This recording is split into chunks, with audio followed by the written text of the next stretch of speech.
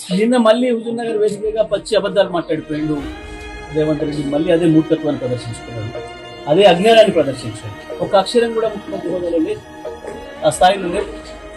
మళ్ళీ కేసీఆర్ మీద విషయం దక్కడం తప్ప ఇంకొకటి లేదు. కానీ కేసీఆర్ పైన విషయం దక్కి బతకడం అనేది సాధ్యం కాదు. కృష్ణ రోజులు రేవంత్ ఇవాళ ఏ రైతులు అడిగినా ఏ రకంగా మాట్లాడుతున్నారో, కాంగ్రెస్ పార్టీకి ఓట్లేసిన అన్న వాళ్ళు కూడా ఏ రకంగా చెంపలేసుకొని రైతాంగం చెప్తున్నారో మీడియా నుంచి కనపడితే చాలు వాళ్ళంతా వాళ్ళు వచ్చి వాలంటరీగా చెప్తా ఉన్నారు.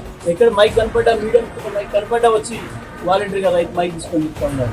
నువ్వు ఇంకా 3.5 అధికారం ఉంటే మనకు తెలిసినా భయపడకుండా రైతాంగంలో తిరుగుబడినది. ఎందుకంటే నువ్వు చేసిన ద్రోహం అంత పెద్ద.